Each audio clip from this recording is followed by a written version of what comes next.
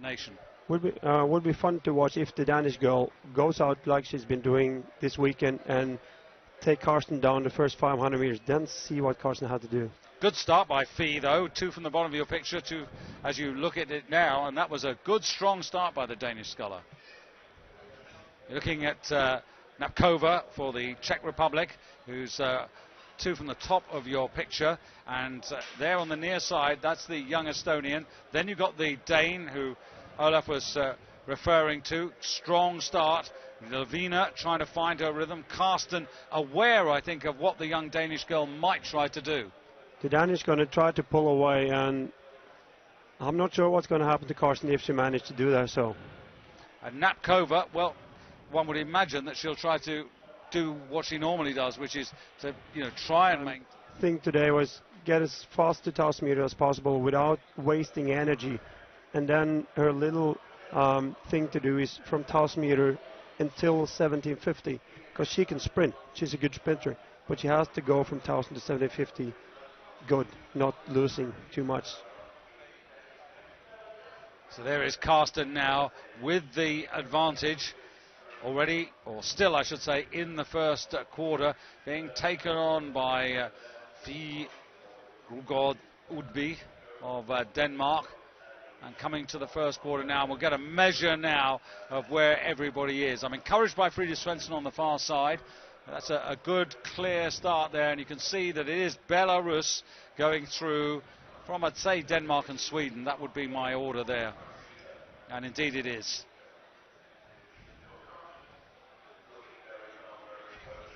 Two very different styles between Karsten and the young Dane. Yeah, the Danes, they use more their backs, more like lightweights. But I like her leg movement. She's really nice, connected to the boat with the legs. Napkova making a move now in this second quarter, which is important. And now moving up with Frida Svensson just to her left there. So Napkova conscious of the fact that she can't let Karsten get away. No, both of them is on Karsten's boat, and I think that's quite good. So 750 meters completed and coming to the half distance, but there are no prizes for being in front at 1,000.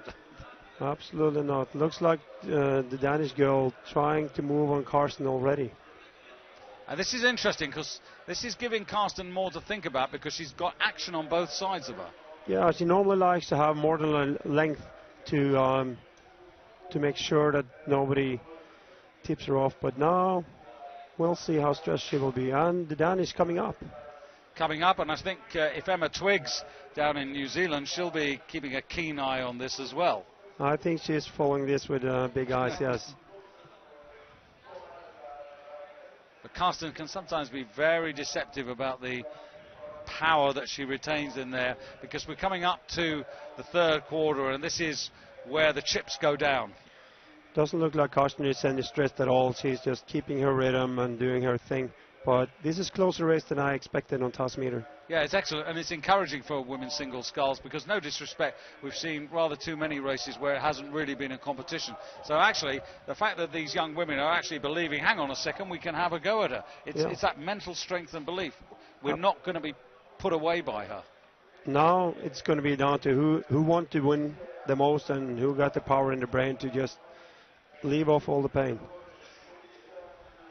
And something in the last year or so has clicked with this young Danish single sculler. Competed in the World Championships in Poznan in the double, decent 10th there. And if you go back 7 or 8 years, because you've got to look at the basis of the work, I mean, she was just outside the top 10 in the junior singles. So the ability's been there for some time. She's been strong, but she's been in team boats and doing okay, not too well. Now she tried out to do the single, and that was a good choice.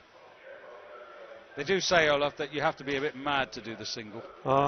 Yeah, you have to, well, I often say, like, you have to be stupid enough to do enough. Don't think of what everything else you could have done. This is getting interesting.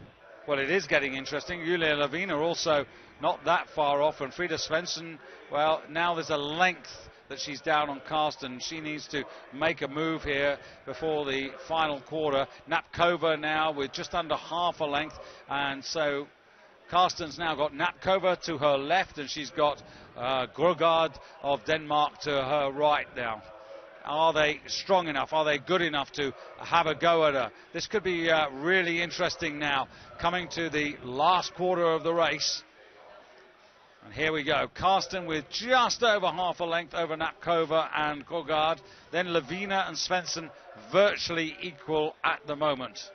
And it's just the young Estonian who's out of this. Yeah, Karsten, I saw Karsten try to make a little move before 1500 meter mark, but Knapkova and the young Danish, they just kept on her, so she's not allowed to go away here.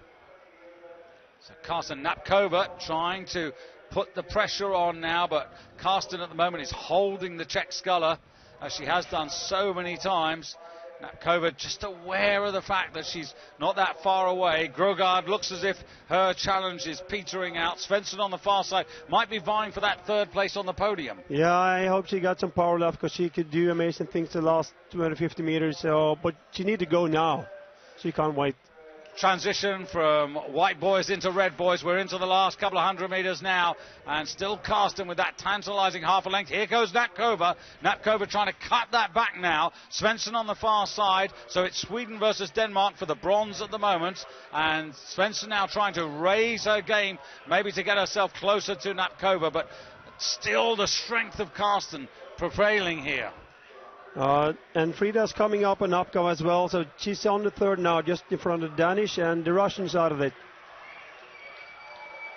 So Karsten with Napkova trying to close. Svensson on the far side now, definitely in that third position now, and that's the way it looks as they go towards the line. Belarus from the Czech Republic, Sweden. It's a familiar look to the order there.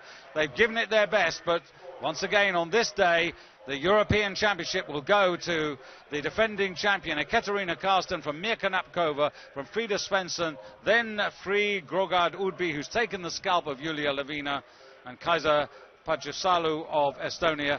Well, this is tough company for the 21-year-old. Yeah, definitely, but I think she's here to learn how the big women races. So yeah. She's been doing good. She's in the final in the European Championship. That's